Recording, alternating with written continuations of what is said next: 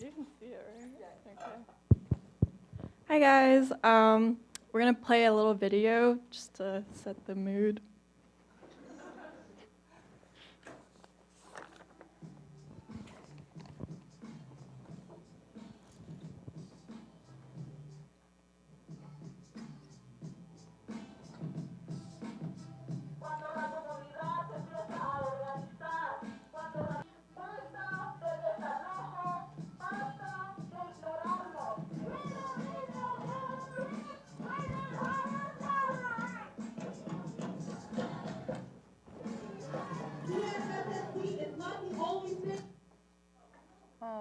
Spaces like these are truly dangerous to our community. This community has a historical memory of resistance, and we will not back down. A sister gotta eat, a sister gotta grind. My brother takes these struggles stays on my mind. A sister gotta eat, a sister gotta grind. But his struggle, it stays on my mind. Ellos nos dicen love it or leave it, que lo ames o te largues, porque según ellos, this is the land of the free, la tierra de la libertad. Pero nosotros sabemos que eso no es verdad porque sentimos cómo nos tratan de ilegales, criminales, robándonos lo más importante que fue nuestra humanidad.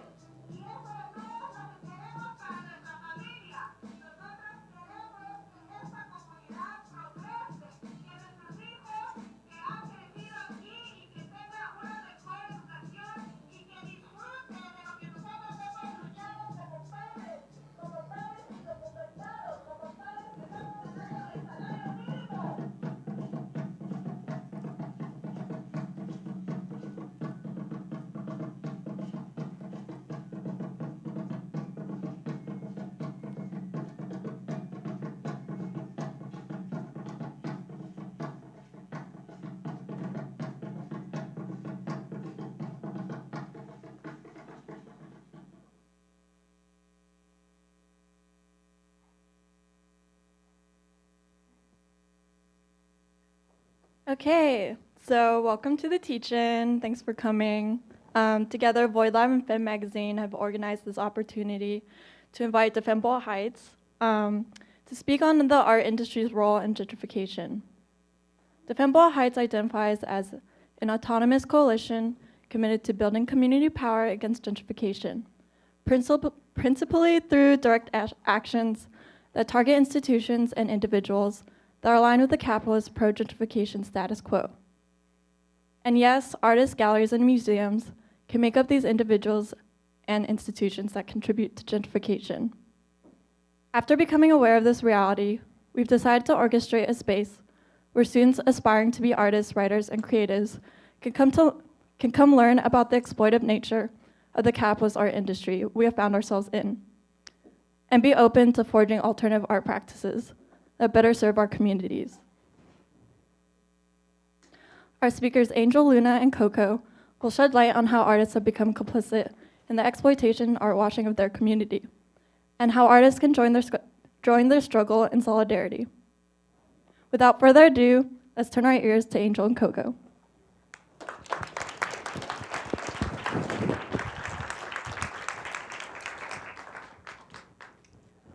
Check. Check. Cool. So I guess I'll stand here. And okay. So hey everyone, good evening. My name is Angel. I am representing Defend Boyle Heights tonight. And just some quick kind of misconceptions or just some quick kind of things to just kind of say now. This is an opportunity to discuss, one, what Defend Boyle Heights and affiliated organizations are doing in Boyle Heights. We are not here, I'm not here, no one is here to debate what gentrification is and what gentrification isn't. We're not here to debate whether or not art galleries really do have some complicity in arts, in gentrification in Boyle Heights or anywhere else in the United States. I think that's objectively true, and the Defend Boyle Heights political line is that is, objectively true in Boyle Heights, and we've seen it kind of true in many other spaces.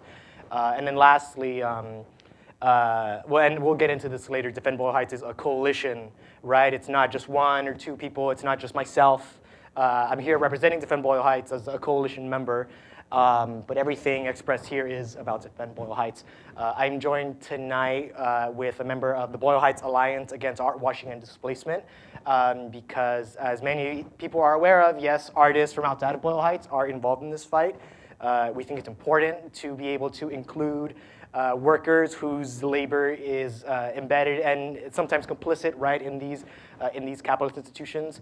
And I want to pass the microphone over quickly if you want to introduce yourself. Sure. I'm Coco. I am a member of BAD, and I have been organizing with BAD for a little under a year. And I think, yeah, I'm here to offer a perspective as an artist and writer who comes from outside of Boyle Heights, and to explain sort of my role in movement building and why I've joined the struggle. Cool. Thanks, Coco. And then lastly, I guess before kind of going into everything, we want to thank again UCLA FEM, and the Voidlab, and everyone for coming out tonight. I'm sure as people were aware of, there was some small controversy about us being here, but it's, I think, really just a testament to what community power actually is and what community power needs to do, right? Autonomous community power, it's not something, it's not a parade, it's not a popularity contest.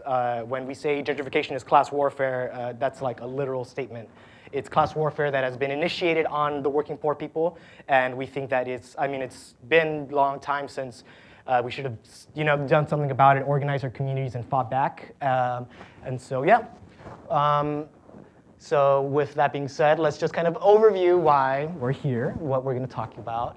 So we want to give a history of Boyle Heights, right? Why are people fighting for this like random hood on the east side? Like what's, I don't know, so special about it?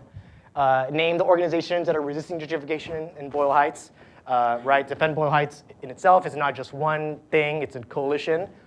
There are other people involved, some who are not here tonight. And we're going to go into kind of those nooks and crannies so that I guess when people walk out, they have an understanding of what's happening in Boyle Heights and what might soon be happening across Los Angeles. And then lastly, explain DBH's campaigns. So what are we up to and why? Or the methodology, I guess, is the why, right? And that's pretty much the gist of what we're going to talk about. Afterwards, we'll have a Q&A in case you have any questions about anything that we talked about or anything related. We ask that you reserve your questions towards the end, unless you want to scream at me, whatever. And yeah, can we get the next slide, please? So yeah, Boyle Heights. I'm sure everyone obviously has heard of Boyle Heights.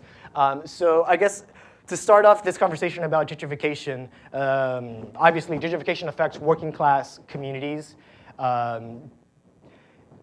Working class communities are very special in the United States because they house poor people and they house immigrants and they house working class people, people who are integral to running capitalism, right? And people who get exploited a lot more than the suburban or the not working class, working poor population, right?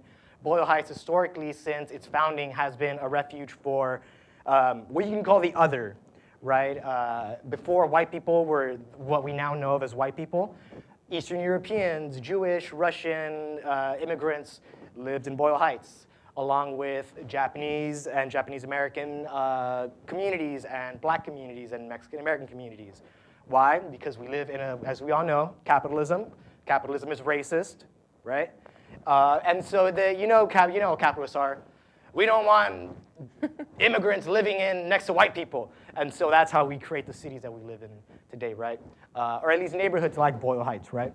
So we want to give kind of a quick history, or a kind of a people's history, a radical history of Boyle Heights, because not only is it a working class, it's always been a working class community, but it's always been a resisting working class community.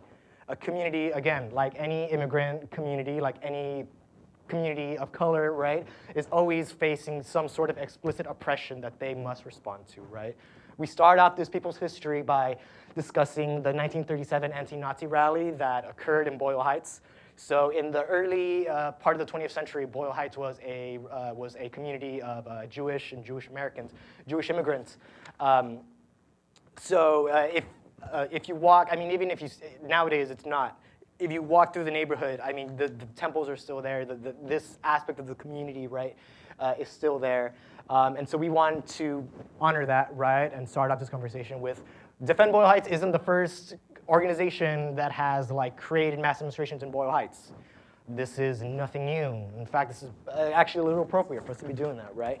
The anti-Nazi rally was a response to Nazism growing in Europe, right? And they wanted to show some sort of international solidarity with other Jewish communities in Los Angeles.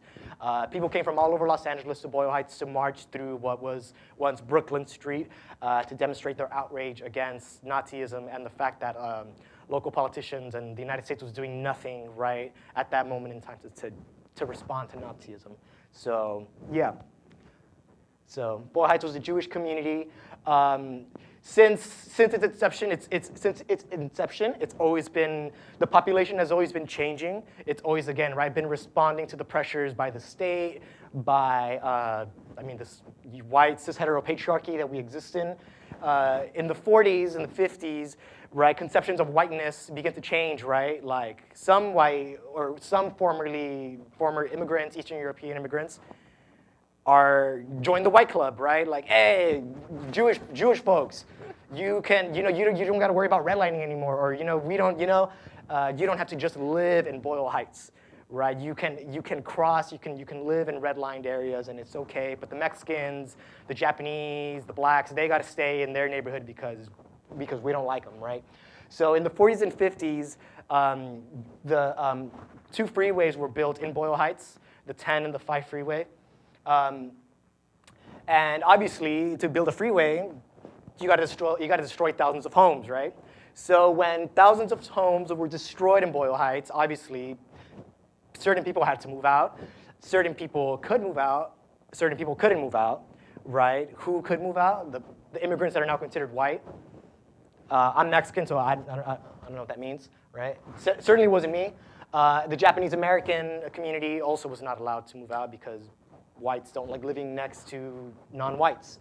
In the 40s, nonetheless, as many people know, during World War II, the United States issued Executive Order 90066, and they interned the Japanese American communities living in the United States and separated them from their communities. And so that included the Japanese American population in Boyle Heights. Similar to the restaurants and the synagogues that still exist in Boyle Heights, there are still many Japanese restaurants, synagogues and churches, as well as some small kind of, you'll have a neighbor here and there who has been living in Boyle Heights all her life. But again, it's something that in the 40s, right, greatly diminished the Japanese American or the Japanese immigrant population in Boyle Heights. And so after a while, right, onto the 60s, what did that leave us with? Predominantly Mexican American, Latino community living in Boyle Heights. Again, you got plenty of freeways running through there, and what do freeways do? They ruin your neighborhood. They pollute it, they lower your property values, they turn it into what, I don't know, people call the hood, the barrio, I don't know, right? And so from the 60s onwards, that's kind of the neighborhood that exists, right, as Boyle Heights. And as, I don't know, any Chicano cities major might know, in the late 60s, East Los Angeles and Boyle Heights was kind of an epicenter of radical Chicano political activity that culminated in the walkouts. So, I'm just loosely following kind of these pictures, right? So we're at that Stop Chicano Genocide walkouts now. And that in itself, right, bared many beautiful political fruits. This type of political activism doesn't stop in the 60s. And it also isn't, or really wasn't ever contained to youth. This type of political energy continued on into the 1980s. People are familiar with the Mothers of UCLA. They're a group of church-going women who decided to organize themselves within their church, within their community, to stop the construction of a prison and a, correct me if I'm wrong, I think a recycling facility in the cornering edges of Boyle Heights, that next to Vernon. I don't know if people are familiar with the city of Vernon, the industrial heartland of LA. So that happened in the 80s, right? And in the 90s, this type of activism continued. In the 90s, the federal government was destroying public housing all across the United States. One of the first that went were the Aliso housing projects, Aliso Village, which was kind of the projects, if people are familiar with Boyle Heights, it's kind of where self-help graphics is kind of current in the moment, and that general like area of Boyle Heights that it's right next to the bridges that connecting to downtown. So yeah, there used to be projects there. They got destroyed. They built some like newer, nicer ones, but with hundreds and hundreds of less amounts of units. So people inevitably were evicted out of Boyle Heights after the destruction of the Pico Aliso projects. And that was in 1996, and that was the birth of a organization that still exists today and is part of the Defend Boyle Heights coalition, Unión de Vecinos. We'll get into them later. But again, this is just a quick kind of timeline. The 90s, this type of work continues even till today, right? Before, during, and after Defend Boyle Heights' existence, or before and during Defend Boyle Heights' existence. So this includes, right, organizing around against police violence and the criminalizing of young people, young Latinos, criminalized bodies. Boyle Heights also has a very huge undocumented population. And because of that, right, there are various immigrant rights networks and communities that exist there. And one of the most, I think for me, or for many of us, one of the most kind of beautiful examples of how strong that immigrant network looks like in Boyle Heights. So about a year ago, I don't know if people heard the case of Claudia Rueda. Does that name ring a bell for anyone? So yeah, so Claudia is a Cal State LA student, about our age. So she was, well, one day, ICE came, they picked up her mom, and the community was quickly, furiously able to organize a campaign to stop her deportation and to free her, right? Like beautiful stuff, it happened within like weeks, great stuff. Weeks later, ICE comes and they try to detain and deport her. And again, the same thing, right? People are furious or outraged, and but quickly, the community is able to organize another campaign, right, to free Claudia, and that's kind of the picture over here on the right. And again, right, we were successful in stopping her deportation. This, unfortunately, right, this fight continues. I think I heard recently that I think her godfather was actually picked up not too far from where her mother was a couple days ago. So we think that ICE is still retaliating against activists in Boyle Heights. We have, I mean, you know, the suspicion that this is happening. But again, it just speaks to the political nature of Boyle Heights as an immigrant population, as an immigrant community, and as a marginalized population, right? And then, right, so this, and then this includes, we go into today, and this stuff is, people are still organizing, people are still resisting. Myself, within an organization that we'll go into later, is part of that. Can I get the next slide, please?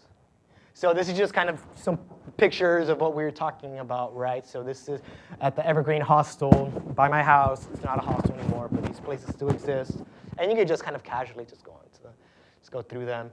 And these are pictures of the Mexican-American youth population. People, I don't know, people are familiar with like zoot suits, right? That was like a huge thing in the East Side. And then again, right, like white people like to be violent and aggressive against the other. Zoot suiters face political retaliation, beatings, and police brutality by the state.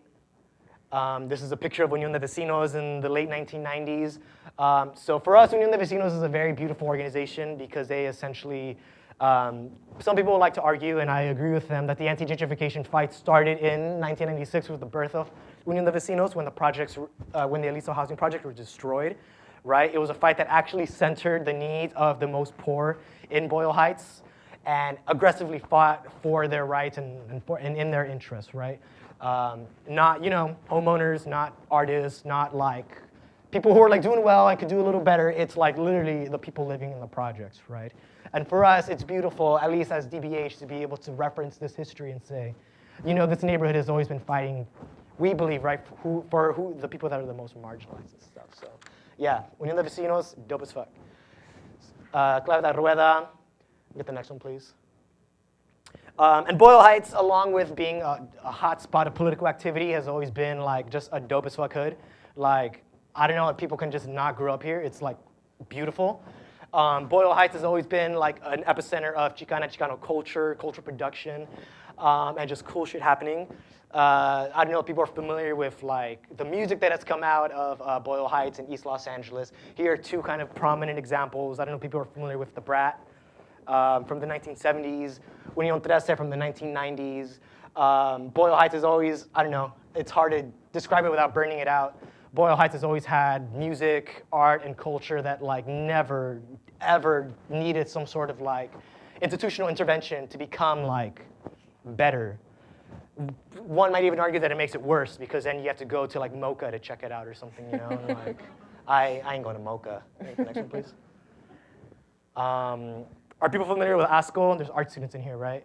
So ASCO is, right, part of the legacy of East Los Angeles and Boyle Heights' cultural production. That was kind of cool. And so, yeah, quick kind of historical note on this image too. This is actually, I guess, speaking on history, the same block that Jesse Romero was shot and killed 2 years ago. And this was taken in the 1970s, right? So again, like, I don't know, it's the hood, and so much has happened on literally any street that you walk in, and it's beautiful. People also know, right, that Boyle Heights, East Los Angeles is like a mural, you know, hotspot. There are murals kind of everywhere. We see this a lot in many other working class, Mexican American, Latino, POC communities. Boyle Heights is very proud to be able to have been a part of kind of the history of producing a lot of those, you know. Get the next image, please. And then back with music, right? And I don't know, these are like images that a lot of people, you know, like friends and I kind of grew up seeing. Very normal for us, right, to kind of be able to understand why we like to have this type of fun, why we make this type of like cultural production that we don't call art. But that matters to us a lot more than, I don't know, you know, anything else, right? Culture, it's our lives, and we cherish it, and it's something that we think can only have happened in a space like Boyle Heights, right? The next one, please. So, I mean, that's really all there is kind of to say about an abridged history of Boyle Heights. All you kind of need to know. I'm not a historian. If you want to read up the history, you know, do that. I want to talk about now about kind of what Defend Boyle Heights is. So after giving kind of, you know, just a small retrospective, this is what we're kind of embodying when we say Defend Boyle Heights, right? The 4 organizations that you saw up in the PowerPoint. So Defend Boyle Heights is a coalition, right? It's not an organization. It's not a collective of like individuals coming together. It's a coalition. It's an organization made up of organizations, right? And so there are 4 organizations. The Ovarian Psychos, now known as the OVAs. So the OVAs are like an all-women's, all-feminist bike brigade that has existed in Boyle Heights for about 8 years now. They operate an autonomous space called La Concha, where basically people can use to have a movie screening, have an open mic, have a close-off meeting, do yoga, right? Whatever you want to do with a DIY space, that's what La Concha is for, and that's what the OVAs offer to Boyle Heights. We have Under Portables Production, which is how I am involved in. Under Portables Production is a group of filmmakers, undocumented filmmakers, immigrant filmmakers, and allies who essentially create media and create work around the experiences of being undocumented, of being poor, and of being working class and stuff. Yeah, for sure. I can go on for days. There's Serve the People Los Angeles. Serve the People Los Angeles' idea, right, is from the masses to the masses, right? The idea is obviously under capitalism, working poor people face numerous obstacles in their life to be able to live comfortably and to be able to resist capitalism. So the idea behind Serve the People is let's figure out a way that we can, you know, assist people with their material needs in their day-to-day lives, but also provide them something more, right? Because just, you know, giving someone a charity kind of handout will never, ever solve their problems, arguably, right? Which we think is kind of real. So we need to be able to offer them something more while we do that type of work with them, right? Is kind of SCP's line. And so this is kind of culminated in what is called their Serve the People program. Every Sunday, or every other Sunday, they are at Mariachi Plaza in Boyle Heights, and they're distributing free food and free clothing to residents. Residents can volunteer in the biweekly distribution, so that they, you know, 1, are assisting their community, and 2, more importantly, being able to engage in a conversation, an explicit, deliberate political conversation with their residents about, you know, I don't know, why do people need to offer each other free food under a capitalist society? Why do we need to offer each other free clothing or free legal advice against slumlords in a capitalist society? Or not even just in Boyle Heights, right? Why are slumlords doing all this awful shit in Boyle Heights? You know, is a good question to ask yourself when you're trying to find the food that you need, right? And at the same time as organizations are building an anti-gentrification movement. And then lastly, we have Unión de Vecinos. Unión de Vecinos, like we mentioned before, right, was birthed out of the fight for the Aliso housing projects and continues to fight alongside these organizations. This is what makes up Defend Boyle Heights. We're tightly organized and we run that way. Just for, I guess, transparency clarification, I belong to like the communications team, so I'm a face, which is probably why, I don't know, you might have seen me a bit more than you might see like other brown faces. But that's just, again, part of the larger work that Defend Boyle Heights does, right? Some of it visible, some not as visible.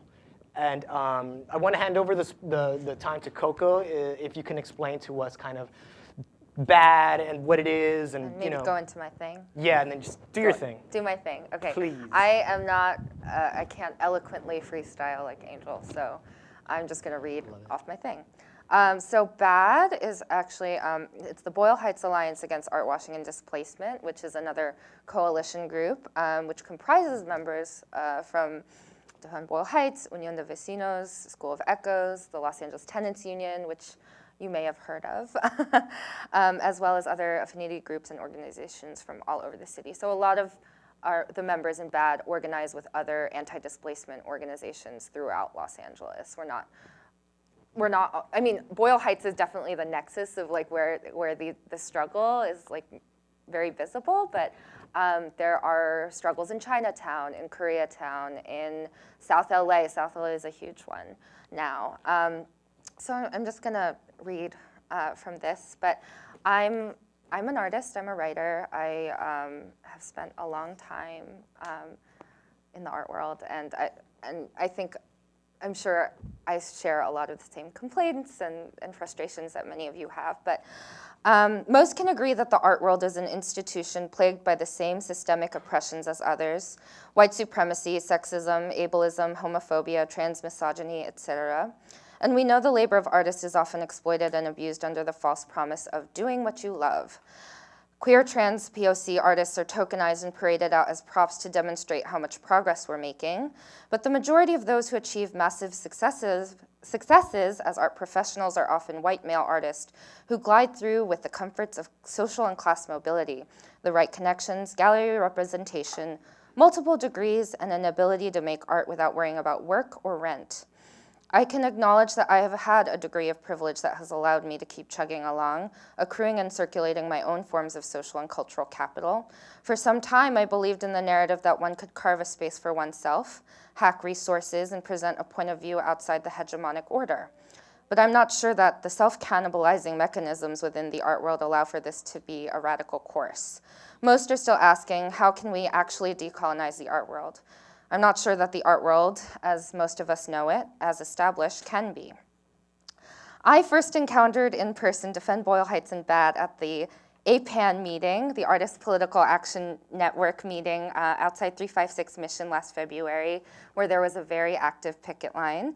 At the time, I was pursuing a programming residency with two friends under the moniker of Intersectionality Now at the Women's Center for Creative Work in Frogtown, a neighborhood on the east side that has seen much art washing also in the past few years. I would say Women's Center for Creative Work was one of the driving spaces. Gentrification was very much on my mind as an artist and writer who has lived in numerous cities and has contributed to the narrative of gentrification, and now in Los Angeles. The transient lifestyle of an artist or cultural worker does not require one to have a stake does not require one to have a stake in a community, which is geographically. Though many acknowledge their complicity in these processes, most are unwilling to give up the privileges that allow them this mobility. I chose not to cross the picket line and watch for an hour and a half as artists and academics I used to respect screamed at activists and told them that they were doing it all wrong. Dialogue was encouraged, not action. I acknowledge my complicity, as many have have done before me, but chose to sign the boycott and fight alongside this coalition of anti-displacement organizations because I see Defend Boyle Heights rewriting history and refusing to be erased. Civic initiatives encourage an anesthetized vision of the city, one that is sparkling clean and approved by the landlord class. Homelessness is rapidly on the rise. Skid Row is adjacent to the Arts District, which Councilman Jose Huizar wants Boyle Heights to be. Luxury developments continue to be slated for development. The Olympics are coming, and LACMA wants to move to South LA. But the boycott is working, mounted pressure is working, call-outs, divestment campaigns, public shaming, on top of the work that these coalitions already do to provide services for their community. People think twice about moving to Boyle Heights. I know a gallery owner who decided, and had the means, as all do, to establish his space in Hollywood instead of Boyle Heights. The boycott against the galleries forces artists and other art workers to consider their choices. It's a demand that folks hold themselves accountable for their decisions. It signals a refusal to be used and a refusal to be defined as an artist according to expensive graduate degrees. The artist does not belong in a separate class category, and that's the end of my, my thing. I guess we could talk a little bit about what BAD is working on right now.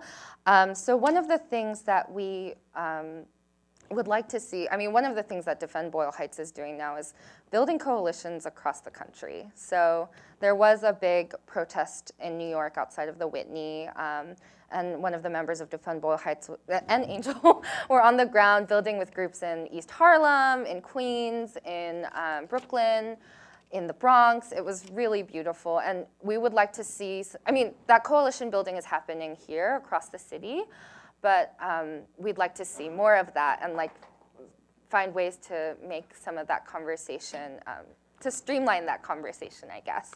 But one of the things that BAD is working on right now is a digest and bulletin to sort of keep people updated on what news they have. If you're in Chinatown, who are your targets? What are you fighting at the moment? If you're in South LA, what are you doing to combat the Olympics?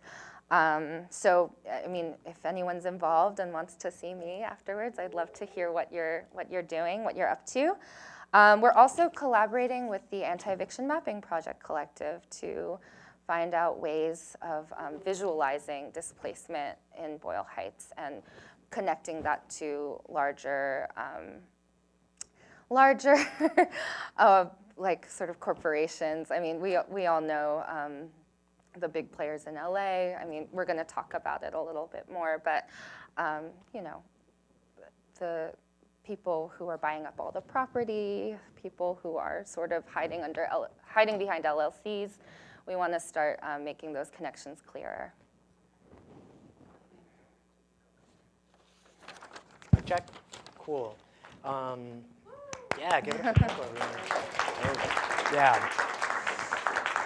Yeah. And I don't know, it's important and crucial for Defend Boyle Heights and Boyle Heights residents and activists to be able to work with essentially art industry workers, art world workers. We definitely wouldn't be where we are at without their access.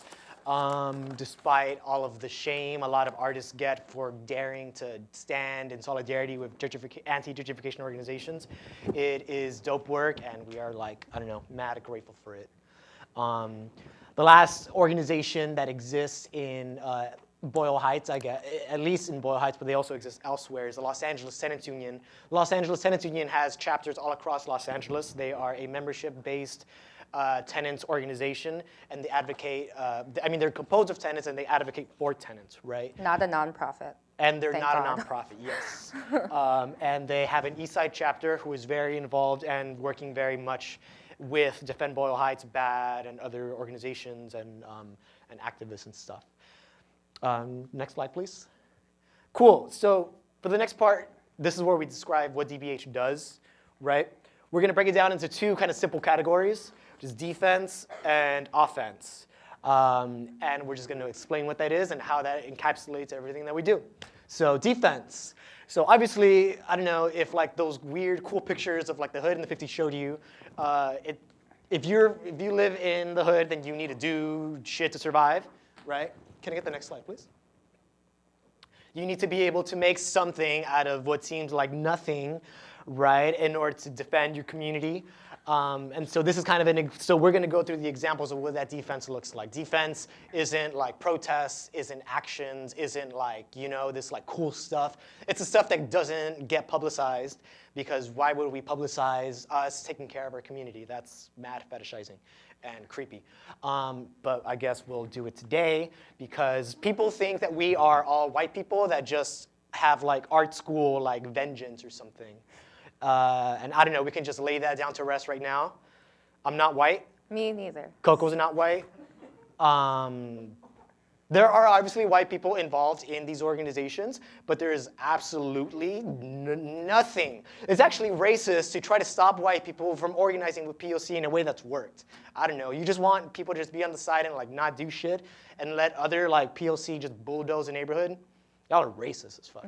So this is an example of defense, right? This is the Serve the People program. Again, right, people in Boyle Heights need food.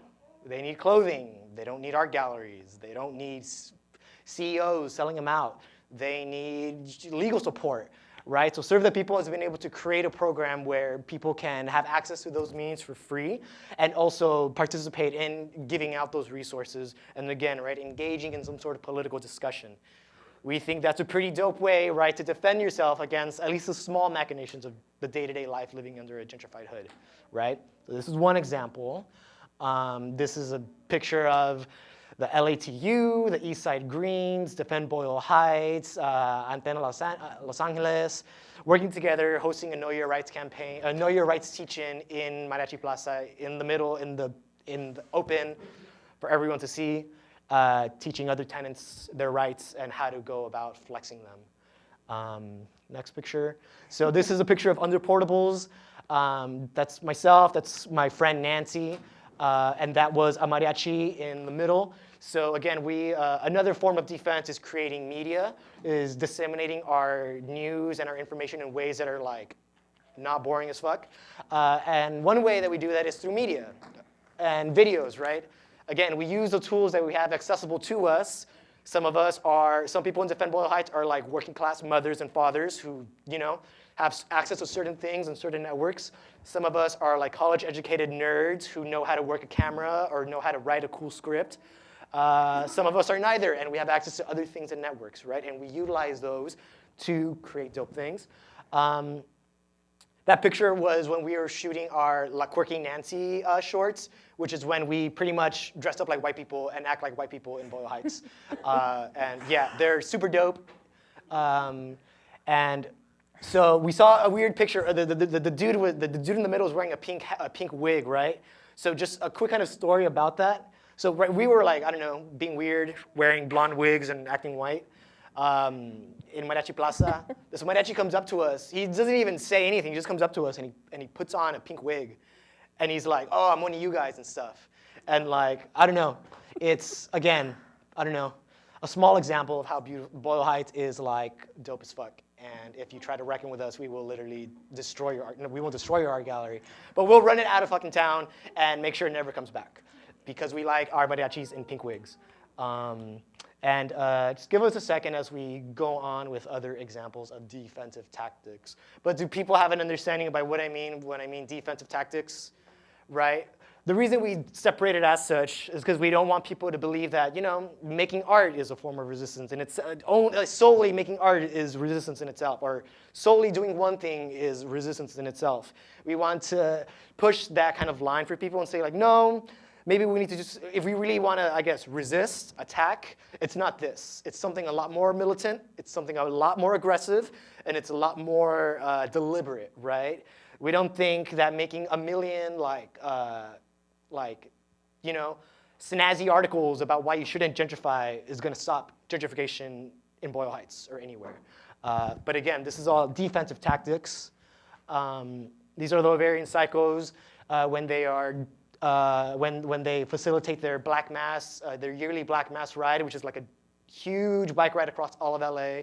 They have pit stops in between each ones where you can rest, participate in political education, And again, right, just another of the multiple, almost endless examples of how Defend Boyle Heights actively works with their community and you know, learn alongside our community, feed and house each other, or feed and nurture and take care of each other, and build some sort of, you know, something worth defending within Boyle Heights and stuff.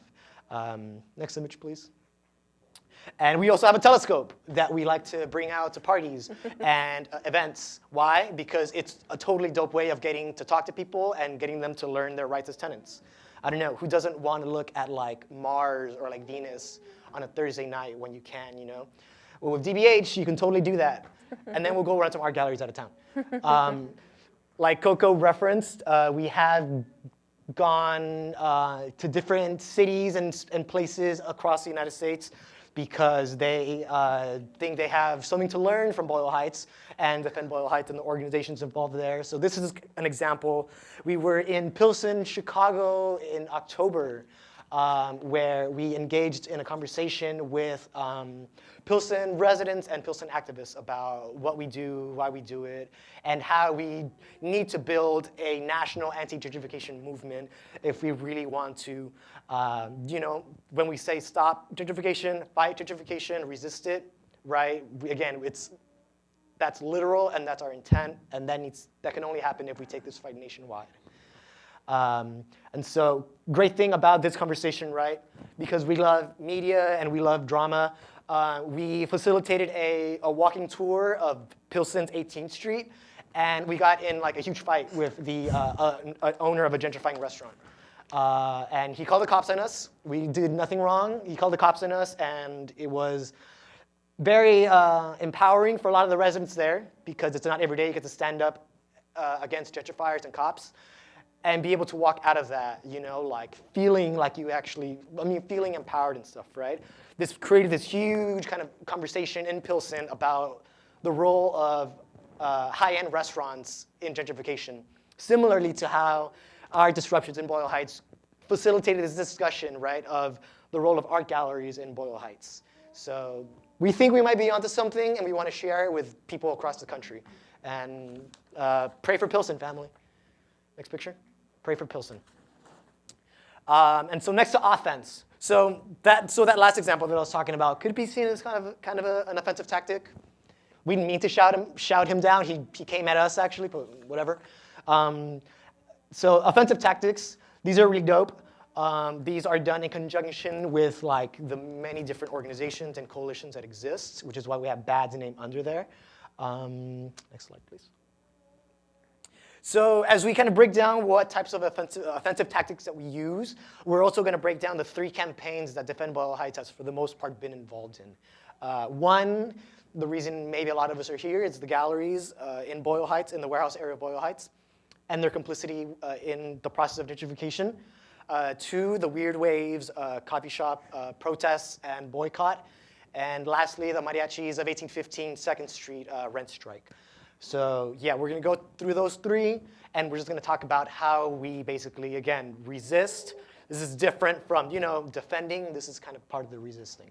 So yeah, so people are like, you know, why art galleries, right? Like, I don't know. I also was totally taught that like art is like this like ethereal thing, 2 feet above the earth. Don't, you know, it's like clean. You can't touch it. And it's like neutral. It has no, you know, like political or like political economic, socioeconomic like weight that we should consider. I don't know. The millionaires, whoever runs the Hammer taught me that, right? And so we tested that hypothesis. Is it true? Do art galleries these like clean civic spaces that just like nothing bad ever happens? So what we're going to do now is just we're going to use one example of the money, of following the money, right? In Boyle Heights, there are numerous examples of like players working together to gentrify.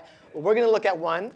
And again, these are like millionaires that we're talking about. Like some of them may be POC. Some of these folks may be queer. They may be women of color.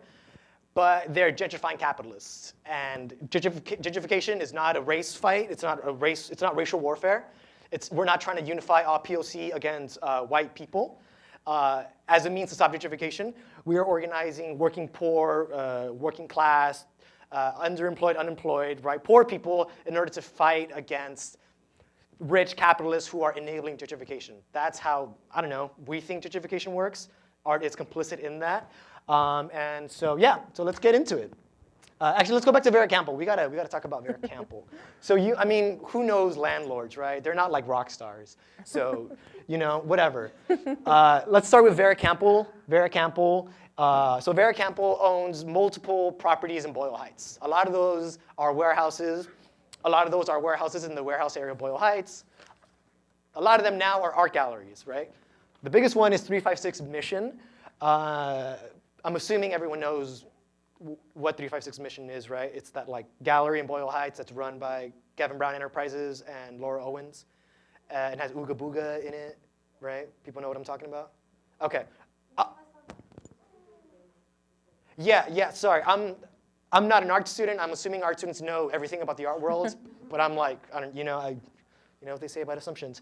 Yeah, so 356 Mission is one of the art galleries in the warehouse area of Boyle Heights. It was, I could. Oh yeah, please. So Gavin Brown's Enterprise is like a huge blue chip gallery in New York. They recently moved to Harlem from the West Village, so they're also gentrifying Harlem. Laura Owens is a painter that he represents, so they teamed up together in 2013 to open this space.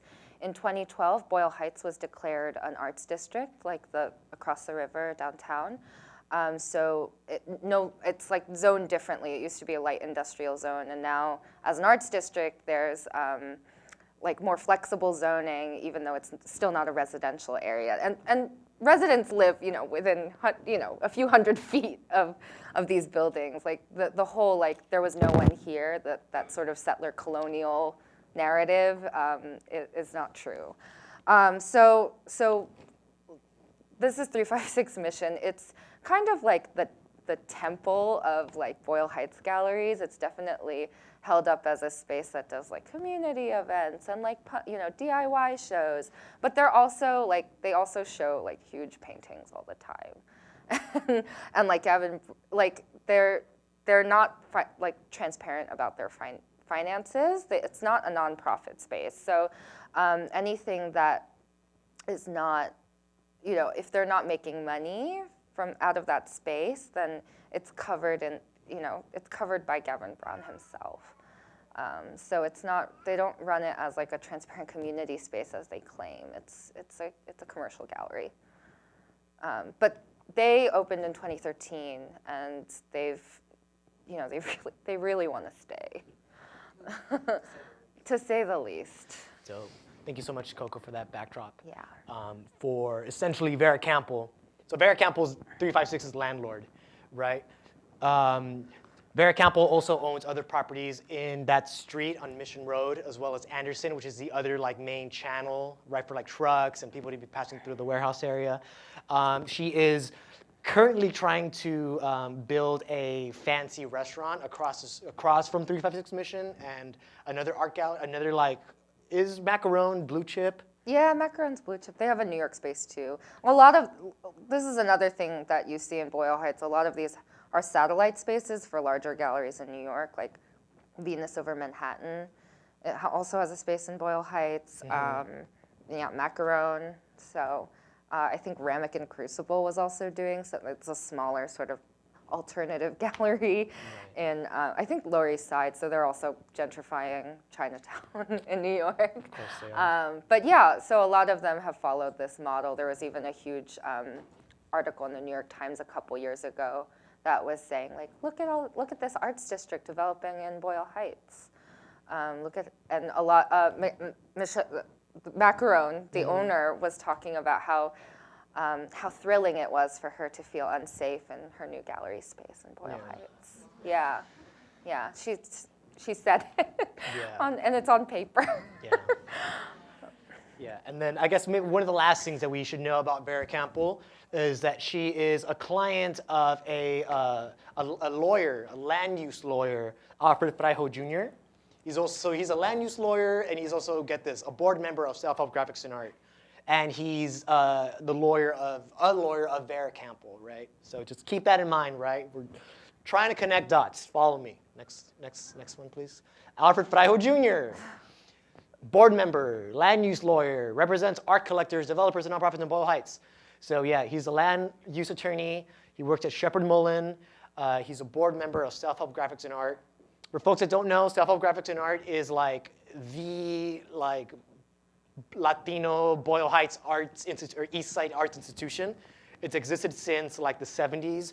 It used to exist in Boyle Heights, East Los, back to Boyle Heights recently. And until recently, they were able to operate a little bit less, without a board. But now they have a board, and now they have a board. And those board members do some shady shit in LA, right? It's a board member of Self-Help Graphics and Art. He's the chairman of the board of directors of what's called ELAC. ELAC is basically like the affordable housing, nonprofit in Boyle Heights. So they build affordable housing units in Boyle Heights, most of which are unaffordable to Boyle Heights residents. The median income in Boyle Heights is about $32K, and that is like way out of the way out of the average in Los Angeles. So even though they built about 5 different apartment units in Boyle Heights in East Los Angeles, again, people usually never return. They're promised that they can return, and that's never really upheld.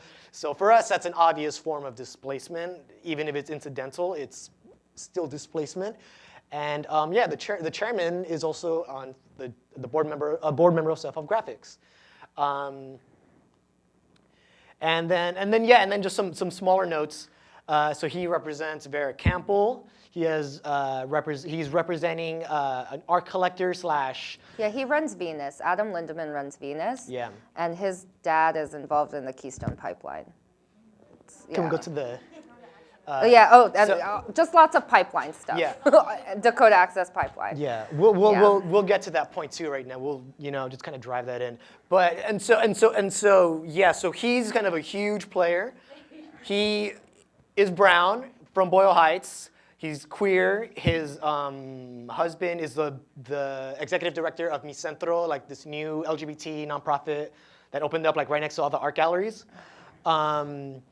And he's, again, also a land use lawyer. So this is a meme. So why is there a meme? Like, why are we staring at this meme, right? So Defend Boyle Heights and allies recently found out that Alfred Fraijo Jr. is representing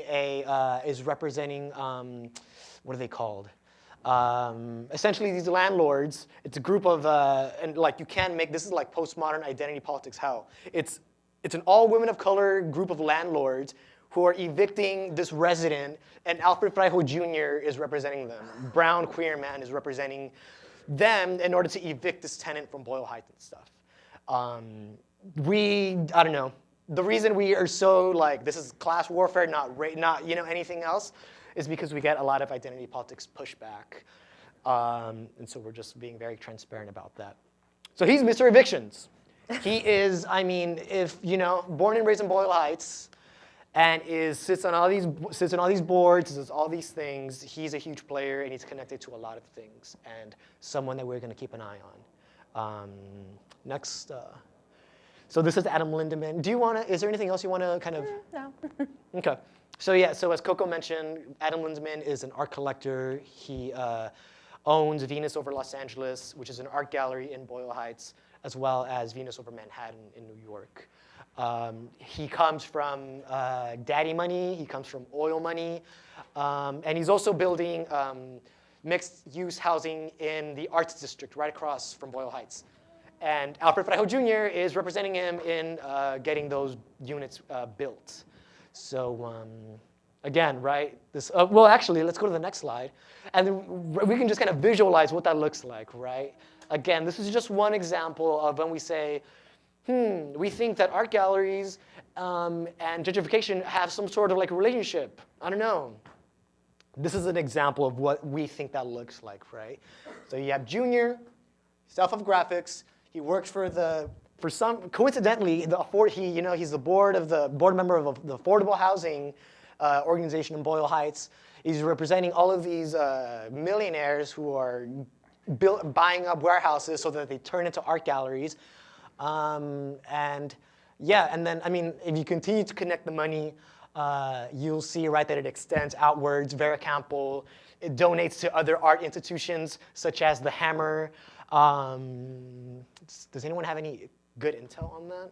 Oh, the Radical Woman show at the Hammer. She was a leader of the Radical Woman show. Right, yeah, yeah, because she donated like thousands of dollars, right? Probably millions. What was that for Pacific Standard Time? That Latino stuff? Yeah, Oh, that's right, and she also, Like yeah, the Latino festival. right, the Latino festival. It's called the Day of the Dead, Laura. No, I'm just kidding. I'm just kidding. So like there was Right, and Arm & Hammer also comes from oil money. Why do all these rich capitalist millionaires come from oil money, huh? And own art gallery. Okay, so do people have are people getting this? Is anyone lost, confused? Okay, yeah, I know, this is the dry stuff. This is the stuff that drives us like wild and justifies why we do what we do. But granted, it's also very boring information, so whatever. We have been able to sift through legal documents, city documents to figure this out. If you want to see all that stuff, it's on our blogspot in like PowerPoint presentations so that you can show your friends like explicitly why and how these people are scumbags, basically. And yeah, and the relationship between like development and art is like not even hidden anymore. Like we're not making this up. I don't know. No, I mean, so PSSST, which was the gallery that shut down after multiple protests and pressure from activists, was initiated as like an alternative space for queer folks, people of color. They had an artist in residence that was a woman of color. But at the end of the day, what's happening is like your identity is being used against you, and you're still sort of seeing the stratification of power. Like there's at PSSST was set up as a nonprofit. Their board comprised like all the right people, but like still driven by like economic interests, of course. And that happens at museums, at other nonprofits. Like you're still seeing this order being. It's still an order that we see used and utilized. Yeah, I think that like, it's just like, it's kind of, you see, with commercial galleries, you see the connections of like, we're turning LA into a new art city. So, naturally we have to like franchise our locations across the country. And you see like different instances of this kind of like art washing, like pink washing is what they call it, corporate greenwashing, so things like the High Line, the LA River Project, which the architect Frank Gehry so graciously, secretly, made plans for, so he was like, I don't see why people don't want this. It costs $100 million per mile. The LA River is over 50 miles long. So who's gonna pay for it? The city? People? So yeah, there's just like different instances of using like culture that like, which are like civic initiatives, that they're made for like supposedly in the public interest that are not, but are displacing people, displacing like working class people. And so I think that like, as artists, we need to like, not only consider like what we're contributing to, but also like sort of decide like where you want to fall in the struggle. Like I just don't, I'm like, whether it's divesting from the art world or deciding to use like your resources in a different way, it's, it's not, there's no sort of, I think right now there's like this neoliberal conspiracy of like professionalizing the artist, like getting gallery representation, like thinking of like how does the artist, like as an individual, like function in society. Like, I don't think that's like, it's not where I want to go anyway. I don't think it's where most people want to, I hope it's not where most artists want to go. But like, that's not the only way to be an artist, as demonstrated like here, like in these, you know, with like the folks in Defend Boyle Heights. But it's kind of insidious, like how artists are being used for like this really shitty mural. But You're a goddess living in yeah. the city of angels. Oh my God. But yeah, I don't think I don't think the narrative should be that artists are like these floating individuals who like are 2 feet above the ground, like sort of exceptional to the narrative that, you know, you're likely contributing to gentrification. And I think like this idea of the creative class, you know, that Richard Florida has like propagated, is something that like you really need to think about. Like, are you a creative, or are you an artist, or are you someone who like thinks differently? But like Richard Florida, I mean, he started a consultancy to to offer services to cities to make them more like palatable places to live. So and his last book was basically like, whoops, I was wrong. Like you know, it's not like already wealthy creative people who are going to make a city better. You know, it's just driving them out of the cities. Yeah. So I don't know. It's not a narrative I buy into or think anyone should buy into. Dope. Yeah, fuck Richard Florida. Yeah. Next. You guys are funny. And so, right, so those are the things we are taking offensive tactics against. What do those look like? I mean, y'all are familiar with them, right? Marches, picket lines, aggressive militant confrontations with gentrifiers in order to make it very, very, very clear that you need to get the fuck out of Boyle Heights, because Boyle Heights is historically has been and should maybe always be a working class immigrant community.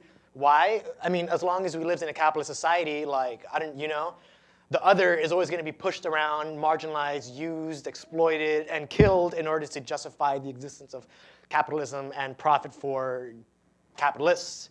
I mean, I think that kind of encapsulates what gentrification is kind of about, right? If like, a couple thousand evictions of like undocumented people is chill, and some police killings, as long as we get like, like Self-Help Graphics got all this money or something, or like to do like anti-police work, or like we're gonna make everything nicer by putting art galleries in like South LA or something, right?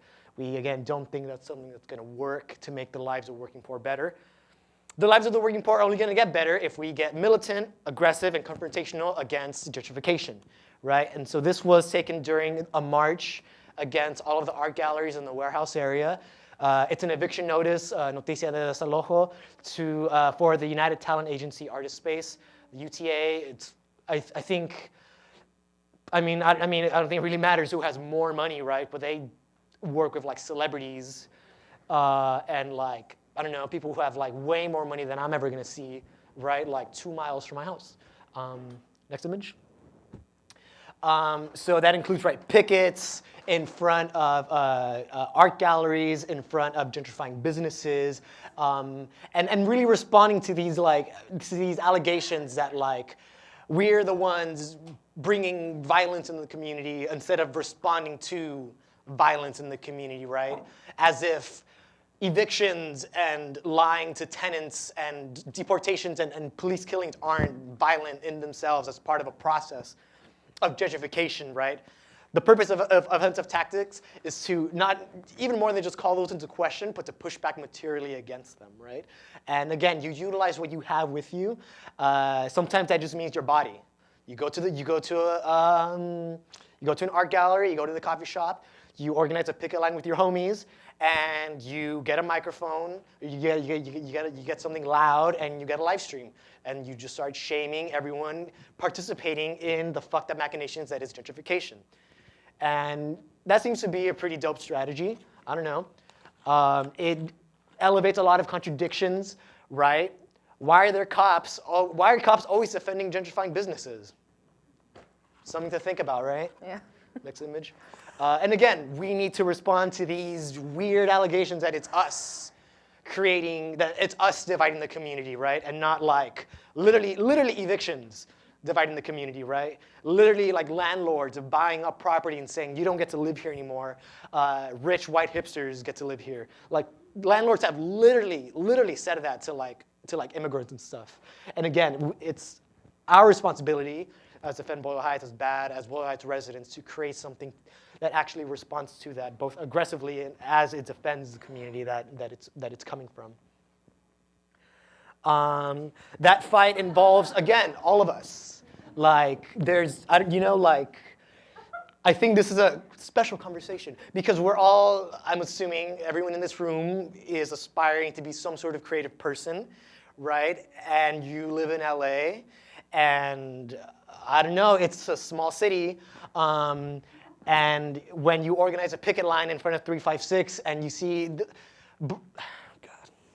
this meme, Barbara Kruger was literally one of the first people to cross the picket line. Like, I'm sorry, this is just too much for me. Yeah. But again, it's kind of hilarious, really. But again, these are the offensive tactics that we need to utilize, right? And if that means dragging like the biggest white feminist in the world, we think it's necessary. We don't do this only for the lols. We do it because we think it makes a very useful point about who participates in gentrification and who doesn't, right? Yeah, you can be woke, but that doesn't change anything if you're still enabling, right, the political economic consequences of gentrification, right? This is class warfare, right?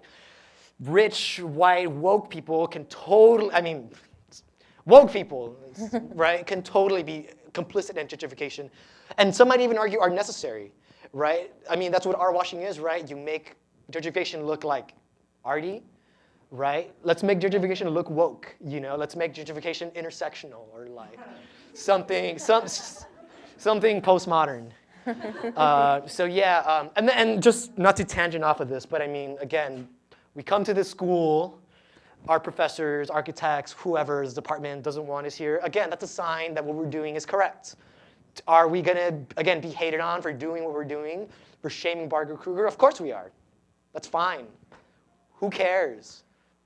Like, seriously, like, what has Barbara Kruger done for any, aside from, like, influence maybe some of us, sure, but, if you're turning your back on a working class immigrant community, then you've taken a side in the fight against gentrification. We're asking people to take a side and to side with the working poor and not art galleries. And again, this fight has been taken to New York, to the different boroughs and to the Whitney. When Laura Owens was showing her retrospective there in November. So we use that opportunity, right, to continue to push back against 356 Mission and the obvious kind of players in gentrification. But again, even more, right, as we utilize these offensive tactics to kind of teach people what gentrification looks like, right?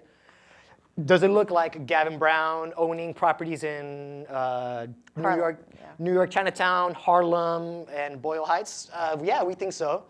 Especially after, meeting other community members in those neighborhoods and in those boroughs and them having the same issue, right, with art galleries moving into like New York, Chinatown, and it's like not like, it's like okay and like encouraged and stuff, right? Next slide, please. So that's all we, at least for this kind of presentation, all we kind of are going to offer about the art galleries. Again, we're going to have discussion afterwards that we can totally just chop up, just talk about it. On to the next campaign, the Weird Waves Coffee Brewers, Boycott and Picket. So can I get the next slide, please? I think there's one before that. Right. So Defend Boyle Heights and allies gained a lot of notoriety and infamy for protesting Weird Waves Coffee Shop on Cesar Chavez and Soto, which is kind of like the two main streets in Boyle Heights, right? They opened up a coffee shop about 20 feet away from it, which, you talk to people from Highland Park, you talk to people from Echo Park, you talk to people from any other neighborhood that it's undergoing gentrification, and they say some really heart-wrenching shit like, if we knew what these coffee shops, these art galleries, these breweries, these yoga spaces meant, we would have protested them 5-10 years ago, But we didn't have, whatever we didn't have it. And you live in Boyle Heights, you hear this all the time. Oh, Boyle Heights is next. You know, it's like you're gonna get jumped or something. You know, like Boyle Heights is next. You know, so like someone's been jumped. So have I. So when Weird Waves Coffee Brewers opened in Boyle Heights, of course there needed to be some sort of response again, right, to make what people have told us explicitly clear to the country and to the world that yeah, coffee shops do play an integral part in gentrifying a community, especially when they're like on the fucking main street and it's like two white dudes and like an immigrant millionaire who owns like mixed-use houses, apartments, and Artist studios. In South LA. In South LA, and like, did you see that like 6-bedroom he owns in like Elysian Park? Ugh, no. Right. But so not surprising. yeah. So again, right, this a similar formula that we see with the art galleries, right? Millionaires, brown people, artists, outsiders, white kids from who live in West Adams coming to Boyle Heights, right? We see it as a sure sign of gentrification, and it is our obligation under our principles of unity to fuck shit up. And so, yeah, so right, we do shit on the streets. We also do shit on the internet. Because again, it's a good way of elevating the conversation. And so we're gonna show a La Quirky Nancy video just so you kind of know what that looks like.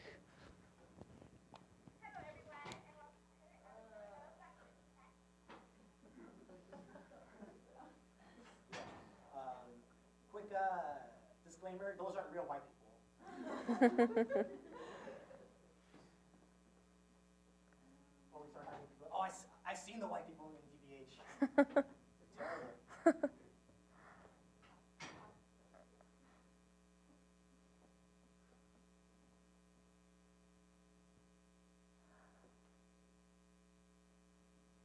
Hello everyone, and welcome to another episode of Black Working Nancy. In today's episode, we have a very, very special guest, my own cousin Becky. Hi everybody, I'm Becky. I just moved here from the Bay Area. I'm just so happy that you're making the neighborhood so much better for people like us, you know? Oh, thank you. Join us as I show my cousin Becky around her new neighborhood. So excited. But you can't come. So you first come along. So glad I got to show this cute little park to you. We definitely need more of these parks across the bridge. Like, did you know that Hollenbeck Park doesn't even have a fence? Okay, first of all, what kind of name was that? Second of all, yeah. I know. Catchy as fuck. So hard. Oh my god, there's this new coffee shop that just opened up in Bohi. It's called Weird. Get out of here! Yes. Oh my god. So then he told me the name. Yeah. It's still up our alley. Oh, we have to check it out. It's like the new best thing happening. I mean, coffee. Coffee is my bag. Let's go. Yeah. Yeah. I'm so glad to be living in Bohi. Thank you for letting me stay in your house while I look for an apartment and kick somebody out.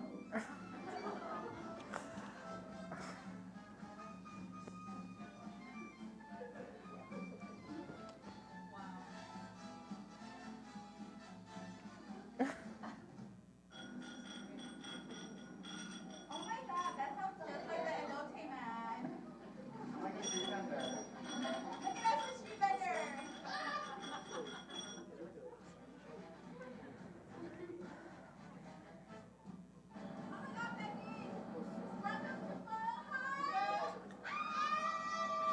Oh my god, Becky, you're gonna love this place. There's super nice newcomers here. Like, Stacey totally had her birthday party here last week and it was lit. Honey, I'm so glad, Becky, that I really love it that you're here, and like, you know, I feel like you made like this community more, but it's happy. Oh my god.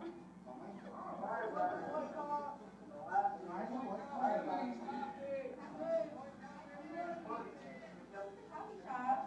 Oh, you wanted like a little coffee. Oh my god, you know my name. I'm not from Ohio. Like, this is like my community here, though. I feel like this is my community too. You know what, Becky? You know what? We're still starting with protesters. They definitely don't represent. American ice. Do you have ice? What? I mean, have you tried calling ice? I mean, I'm pretty sure they're not all racist people. It's so good. It's good to use. It's really yummy.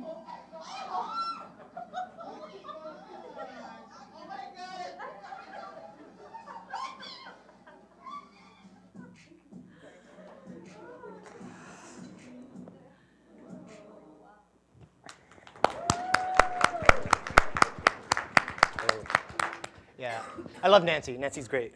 And so's Julio. We're almost done, I promise you. So why do we do weird shit like that, like boycotts, picket lines, and videos making fun of coffee shop? Because it elevates the conversation of gentrification, right, where it needs to be. We think that, again, that's our responsibility to organize people to fight back against it, and also to make it the conversation that it needs to be. So, yeah. This is another great example. And another example, I mean, a really kind of cool example of how coffee shops, right, like galleries and like breweries, enable the process of gentrification. There's about 50 comments on this thread, and you look at every coffee shop, it's like the same thing. You know, like the brick walls or the unfinished walls, and it looks super like it was made yesterday. Literally, in every example was the same difference. So lastly, we have the mariachi on rent strike on 1815, living in 1815 East 2nd Street in Boyle Heights.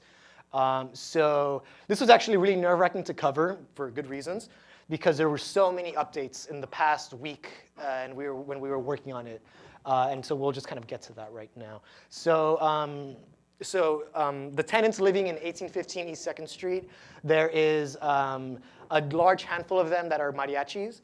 1815 East 2nd Street is about 1 block from what is Mariachi Plaza, which is basically where all of the mariachi come to work, right? You basically hang out outside of Mariachi Plaza for hours, and you wait for someone to like ask you to play for like his daughter's like quinceañera, you know? You're like, all right, you need us there at 7 o'clock. You'll have 7 guys there tonight, and we'll play these songs, whatever. So obviously, so the mariachis need, right, a location where they can meet, and they need to be super close to their house because, oh, I have a show like in 2 hours, like, you know, all right, let me go get my charro, let me go get my instrument from the house. Like, you need to be able to live next to Mariachi Plaza in order to survive if you're a mariachi. So Frank B.J. Turner, which is that scumbag in the window, he bought the units. And he decided to increase the rents on a number of tenants from anywhere between $550 to $800 each unit. So again, right, we utilize the things that we have available at our disposal to fight back. This is an example. This is a fundraiser that was hosted outside of or behind the apartment. Yeah, can I get the next slide, please? And so this is a tenant profile of, so this is so offensive. So they're going to evict all the mariachis, and they're going to call it mariachi crossings.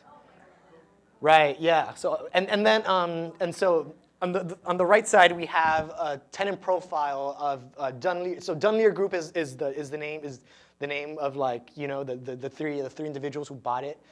And this is their tenant profile. So they're speaking about mariachi crossings. Dunleer optimizes renovation design and related cost of service, the unsatisfying wave from millennial tenants seeking well-designed apartments in rapidly gentrifying Southern California submarkets. We can't make this up. They are literally telling us what they're doing and why. I don't know, you know, I'm not white, too. Who are they looking for? Millennials, technology workers, entertainment, fashion, creative industry. I mean, you all can read this. I don't know. Yeah, I feel like there's not much convincing I need to do. Yeah, look at that. Computer. Can I get the next? And so as of a week ago, February 15th, the mariachis were, so the goal was to negotiate a fair rent increase, right? They understood that, you know, we might not be able to actually stop any rent increase, but we want to negotiate, right? We want to be able to meet the new landlord, and we want to be able to settle, right, to be able to decide collectively what our rent is going to be. Of course, he refused, right? They refused every step of the way. So the mariachis, along with Unión de Vecinos and the Los Angeles Tenants Union, escalated their tactics. They did anything from defensive tactics like fundraisers, getting the word out, to offensive tactics such as marches. They marched at his house about 2 times. His wife was infuriated. They were freaking out. They thought they were going to die. Their neighbors had no idea that their neighbor was like a scumlord. So, them learning, oh, Frank is like a horrible human being. You don't say, like, here in West LA, what? And after almost about 9 months of negotiating and actually not even paying their rent, so after a while they're like, we're not going to pay the rent. 6 months into the rent strike, 6 more tenants joined them in the rent strike. So they're like, we're not facing any increases, but we're going to join you in the rent strike. We're not going to pay our rent either. After 6 months of constant pressure from Unión de Vecinos, the mariachis, the LATU, BAD, Defend Boyle Heights, the Democratic Socialists of America even helped out. They were able to, hey, they helped out. That's cool. I don't know. They were, as of last Thursday, Frank B.J. Turner officially agreed to compromise, to negotiate a compromise.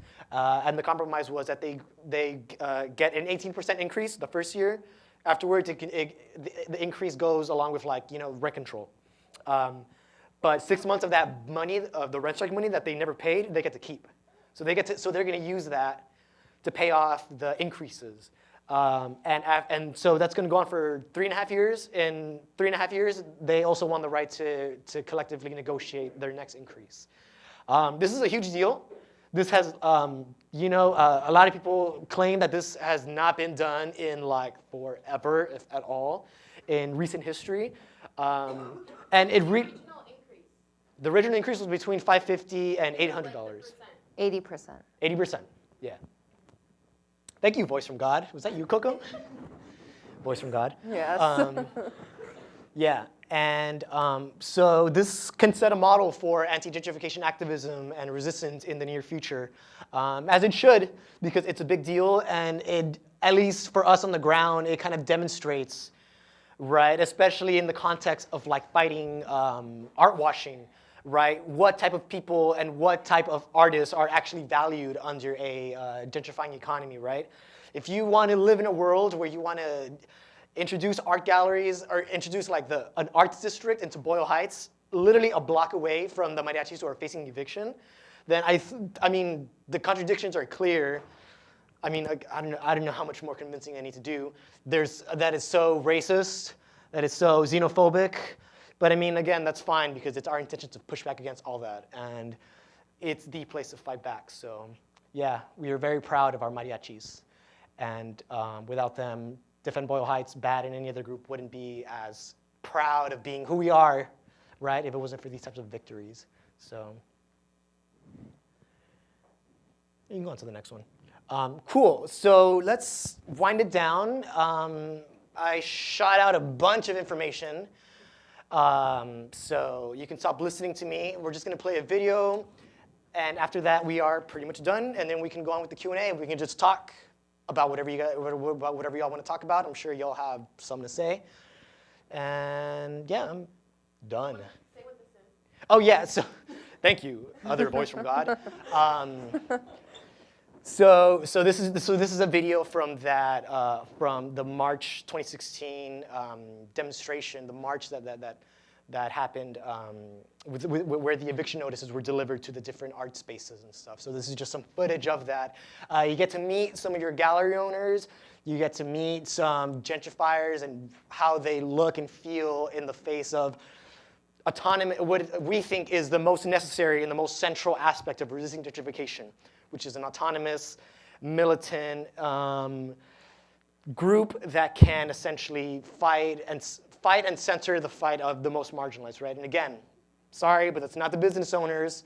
It's not like the college, like me, like the college kids or the alumni with snazzy college degrees who might have a future and I don't know, right? In the new economy, it's centering the people who have the most to lose, the undocumented, the working poor, the precarious workers like the mariachis, et cetera, et cetera. Do you think we could turn the lights down a little bit for this one? Is there? Cool.